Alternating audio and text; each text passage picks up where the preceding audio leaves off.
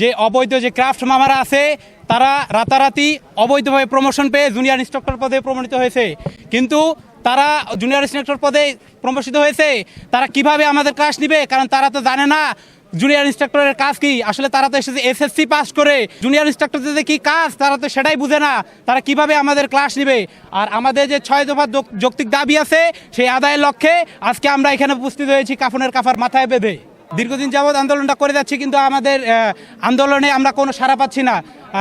উপরমহল থেকে, প্রশাসন থেকে আমাদের পক্ষে কোনো কথা বলা হচ্ছে না, যার কারণে সর্বশেষ পরিস্থিতি হিসাবে আমরা কাফনের কাফর মাথায় বেঁধে আজকে আমরা রাজপথে নেমেছি। 1987 সালে দেখেছি আমাদের এই ডিপ্লোমা কিভাবে অস্তিত্ব রক্ষার ক্ষেত্রে কিভাবে রাস্তায় নামতে হয়, কিভাবে আমাদের সংগ্রাম করতে হয়, কিভাবে অধিকার আদায় করতে হয়, সেই ধারাবাহিকতায় আমরা আজকের এই 2025 সনে আমরা সকল শিক্ষার্থীরা আমরা এই কাফনের কাপড় মাথায় বেঁধে আমরা মাঠে নেমেছি। এবং আমরা দেখেছি আমাদের যে শান্তিপূর্ণ সমাবেশের এর যে একটা ফলাফল আছে, আমরা কোনো ফলাফল পাইনি। সেক্ষেত্রে আমরা দেখতেছি আমাদের কুমিল্লায় এবং ঢাকায় বিভিন্ন পলিটেকনিক আমাদের বন্ধুরন তাদের উপর অতর্কিক হামলা চালানো হচ্ছে।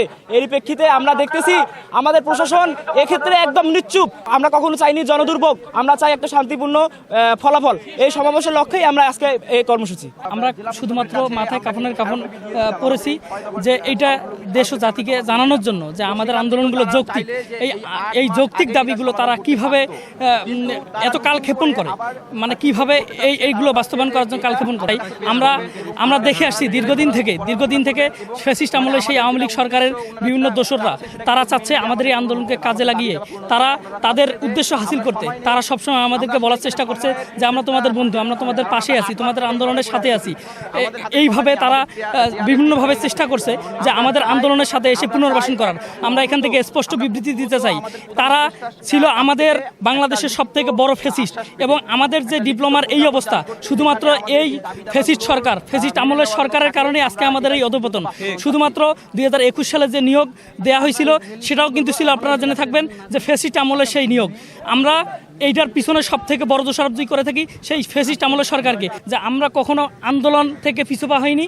আমরা আমাদের দাবি রাজপথে থেকে আদায় করে নিতে জানি, তারই প্রতীক হিসেবে আজকে আমরা আমাদের এই কাফনের কাপড় পরে আমরা আন্দোলনে নেমে। যে কর্মসূচি থেকে উঠাই নিয়ে আলোচনার কথা বললো, তারা আমাদের আন্দোলনকে তারা ব্যাঘাত ঘটালো, আন্দোলনের গতিকে তারা কমালো, 6 দফাকে সুষ্ঠুভাবে সম্পাদন করার একটা আশ্বাস দিয়েছিল। কিন্তু সেই আশ্বাসটা তারা আমাদেরকে পরবর্তীতে আলোচনায় তারা সেই নিয়ে কোনো কথা বলে নাই। তারা আমাদেরকে পরবর্তীতে আরও এই বিষয়গুলা তারা নোট করেছে এবং বলেছে যে তারা বলেছে যে এই বিষয়গুলা তারা পরবর্তীতে দেখবে। কিন্তু আমাদের কথা, আমাদের কর্মসূচি থেকে আমাদেরকে উঠাই নিয়ে যায়। তারা আমাদের কর্মসূচি থেকে আমাকে মিথ্যা আশ্বাস দিয়ে তারা আমাদেরকে আমাদের সঠিক আন্দোলন থেকে তারা আমাদেরকে ব্যাঘাত ঘটায়।